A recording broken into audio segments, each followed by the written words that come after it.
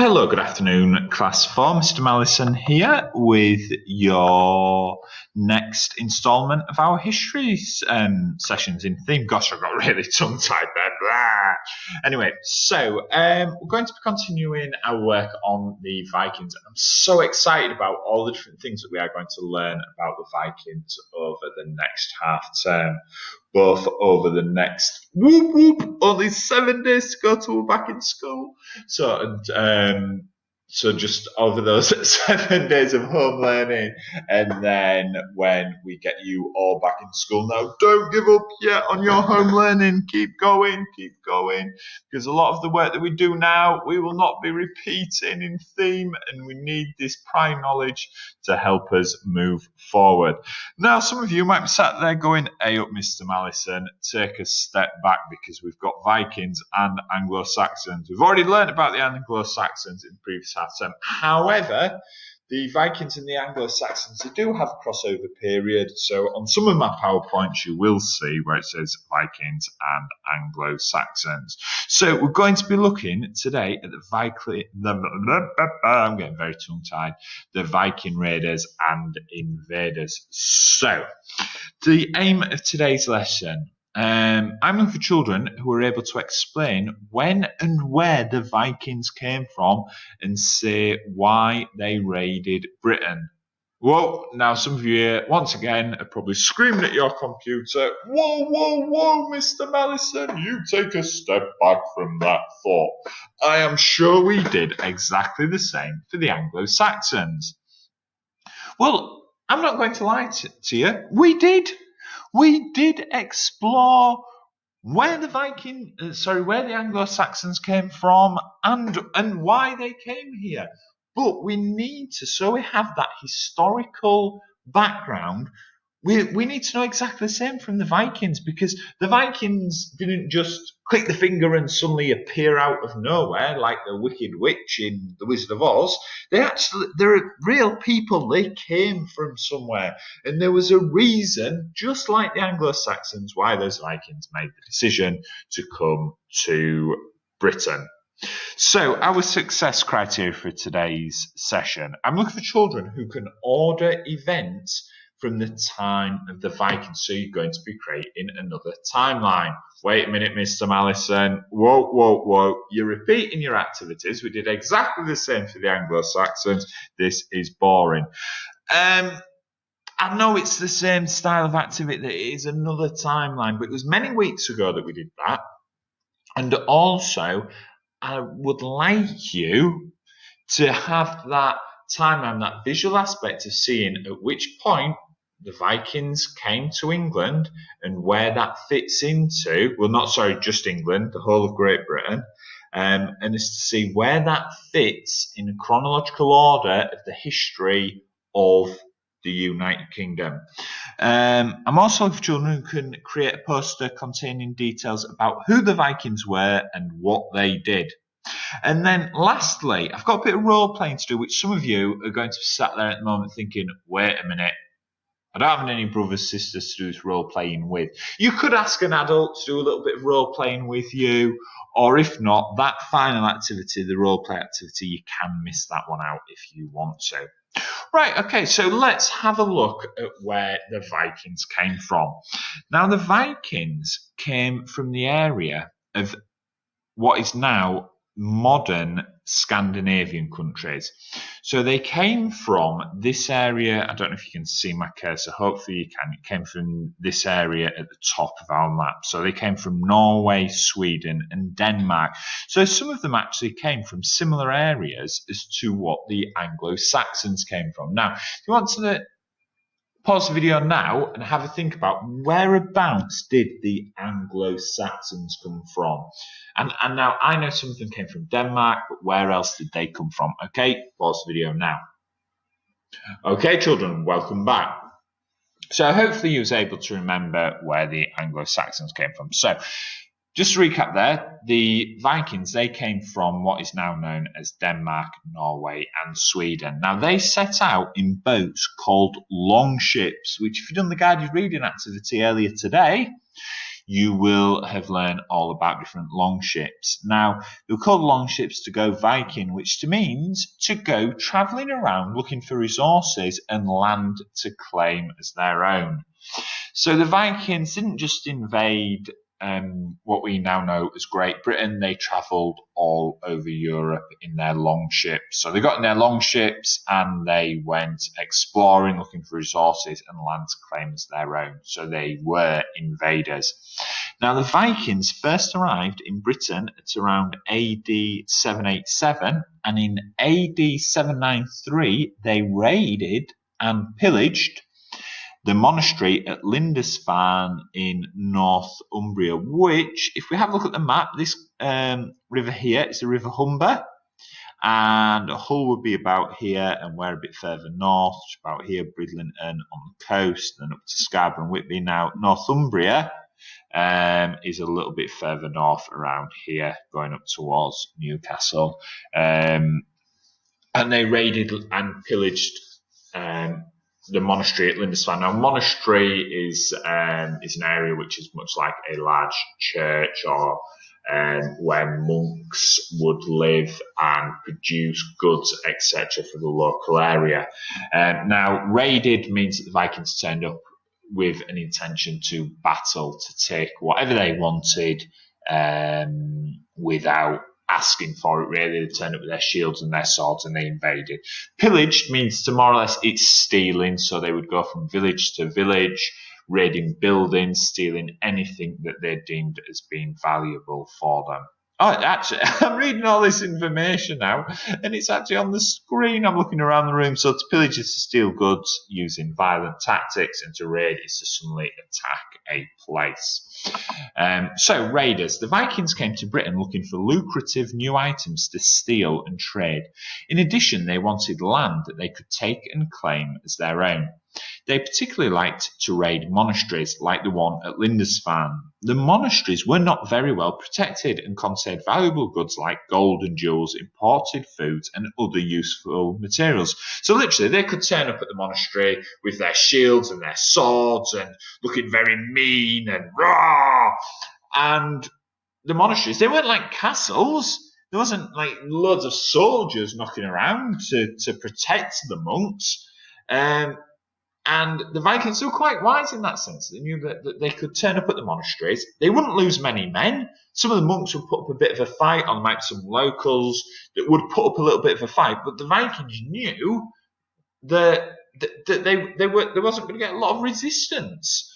Now, the Vikings also stole manuscripts and Bibles, and these were sold back to the religious leaders who couldn't bear to see them lost or damaged, which was quite kind of cruel, really. As they turned up, they raided the monasteries, they stole all the gold, the jewels, they stole food and anything that they could lay their hands on, and then they stole the monks' Bibles and manuscripts, and this is what the monks gave their life to religion, and these were very precious items, and he couldn't live without them. And the Vikings then said to them, if you want them back, you just have to buy them off us. Which was, it was quite a cruel but shrewd business that the Vikings carried out. So, invaders and settlers. The Vikings went on to invade Scotland. So they started off by invading the north of England. Now, a lot of place names that we have in the north of England are based upon Viking terminology, as well as because we've been influenced by lots of different invaders and settlers throughout history. Now, no doubt you learned during the Viking and Anglo-Saxon battle days at the end of the last half term all about York and Jorvik, and Jorvik being the ancient name of York, and they actually named that place. Now, but as well as invading, particularly first in North England, then various parts in England, after invading at Lindisfarne, they then moved north and invaded what we now know as Scotland. Now, they were able to build up an army, in 866 they captured the city of York. Now, the Anglo-Saxon king, Alfred the Great, who became King of Wessex in 1871. So you see how we're talking about Anglo-Saxons and Vikings at the same time? Because it wasn't as if we had all the Anglo-Saxons and then suddenly the Vikings turned up, invaded, and that was that. We were all Vikings. The Anglo-Saxons and Viking periods were intertwined. So the Vikings captured the city of York in 1866, but then 5 years later, the Anglo-Saxon King Alfred the Great became King of Wessex in 1871. If you can remember that England and the whole of the UK back then was divided into kingdoms. Now, King Alfred managed to force the Vikings out of the south of England and managed to push them back up north, but this was short-lived because by 1878 the Vikings had settled permanently in England. That was it. They were staying. They weren't leaving, and they overran Wessex and forced King Alfred into hidings. Into hiding. The Vikings were officially here to stay. So, we're going to learn more about the Vikings as we progress through this unit, but that's just a brief brief introduction to what happened in the first period of Viking settlement in the UK. So, a Viking timeline. Now, in 787, the first Viking raid in England occurred. So they came across, in the first period, they came across from Denmark and invaded England. So the first set came from Denmark, and then later Vikings came from Sweden and invaded the north of Scotland, and then Norwegian Vikings, they sailed around the north end of Scotland, around the Western Isles, sort of like around John O'Groats, and then passed around the Western Isles, and then down into what we now know as the Republic of Ireland, the bottom part. Not to say that they didn't stop off anywhere on the way, and then they even saw invasions in what we now know as Wales. So in 793, the Vikings attacked from Norway. They attacked the monastery of Lindisfarne in Northumbria. The following year, they attacked northern Britain in what we now call Scotland. In 1866, the Vikings captured the city of York. And just an interesting fact how they managed to do that, if they didn't tell you. Now, they didn't enter the UK in Northumbria up here and then marched down to York. What they actually did is to invade York, they sailed up the River Humber to not far from, let me think, that have sailed up the Humber and then joined the Ouse and sailed up the River Ouse, past Goole, and travelling further north, so Goole's sort of round here, and then they'd have travelled north along the River Ouse into York.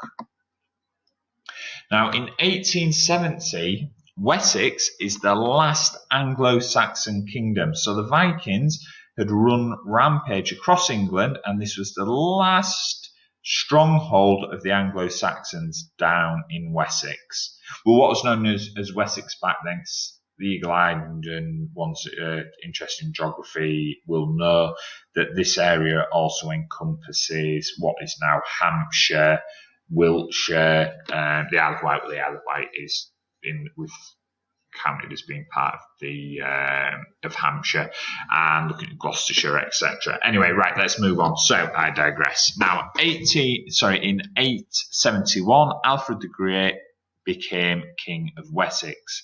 He drives the invaded Vikings from the south, but they stay in the north and the east. So they did battle back. Now, in 1878, by this time, the Vikings had settled permanently in England, and they managed to overrun Wessex and force King Alfred into hiding.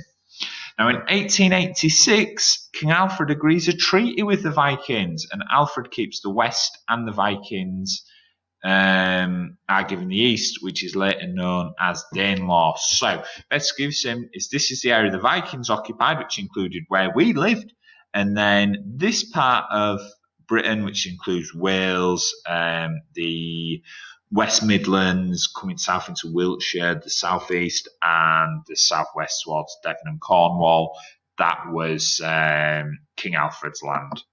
However, 900 came around and the Vikings established rule over northern Scotland. And in 954, the last Viking king of Jorvik, so of York, Eric Bloodaxe, is forced out of York in 954. And in 1013, King Sven of Denmark and his son Canute sail up the rivers Humber and Trent to claim the throne in Danelaw, and Ethelred, the Saxon king, flees abroad. So see there that the Saxons and the Vikings, they were here together at the same time. The country had been split up. We had Vikings to the north, the Saxons to the south, mainly the southeast, and Wales.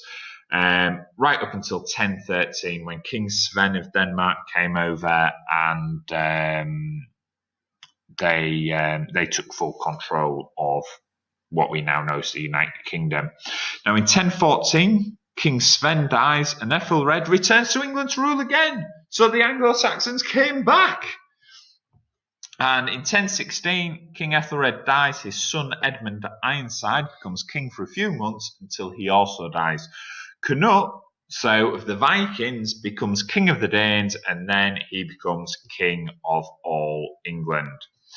In 1035, King Canute dies. His son Harold Harefoot and Hardicanute share the ruling of England. Harold dies in 1040, and Hardicanute becomes the sole ruler of England. Then we roll around to 1042. Ethelred's second son, Edward, is invited to return from Normandy to become the King of England. Edward was better known as Edward the Confessor due to his extreme piety. So this is then now where we start to see the modern line of English kings and queens. It starts in 1042 with Edward the Confessor. Now, the last Anglo-Saxon king, so we're right forward now. Now, you say there, I said the Anglo-Saxons were done. Well, they went, and then they came back, and then they went, and then they came back, and then now.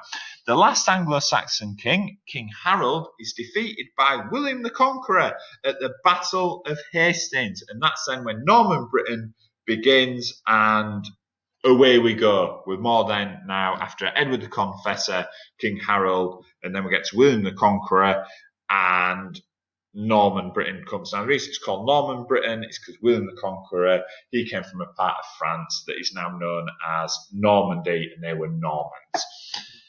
So, I've got a timeline activity for you, and as explained on the blog, I do not expect you to print any of this out and to be cutting any of the information up. It does say that on the worksheet, but ignore that, listen to me, and listen to the blog. Do not cut any of the, so don't print the timeline out. You do not need to do that. What I'd like you to do is on a timeline, take a sheet of paper out, same as what you did to the Anglo-Saxons, create your own timeline with the date and the information. Now, as always, with the activities from Twinkle, there are 3 levels of challenge. 1 star being the easiest, 3 stars being the most difficult. I would like you to choose the most suitable level of challenge. Okay, so if you'd like to pause the video now and have a go at that activity. Okay, children, welcome back. Now, I'm going to skip away from the role-playing activity. If you want to do the role-playing activity, you can press pause now to have a look at that. That's fine. If not, continue with the video. Okay, children, welcome back. Now, you may have noticed that I've not actually explained the poster activity yet, so if you just bear with me, I'll just see if I can find that. I've been having a few problems with my computer this afternoon. So, the poster activity. You will see on Seesaw that you have 3 activities. Now, this activity, I don't know if there's 3 or not. My mind slipped. You'll have to check on Seesaw. Now, one of the activities is called Viking Poster. So I would like you can draw an image to help because it is a poster, but I'd like some information about them. So who were the Vikings? Using the information from the resources, sorry, from the video, or if you would like to go online to Google and research some more information about the Vikings, you could even maybe go onto YouTube and search for some of the horrible history videos on the Vikings. That may help you. The horrible histories resources are just fantastic. But all of the information in my video will allow you to fill this out. There'll also be resources from the guided reading this morning on the longboats that might be able to help you. But if you want to, get yourself onto YouTube and watch some of the horrible history videos on the Vikings. They're much better than my video, and it's a good bit of light relief, a bit of entertainment on there for you. So, children, I hope you've enjoyed the video, and I can't wait to see your responses. Thank you. Bye.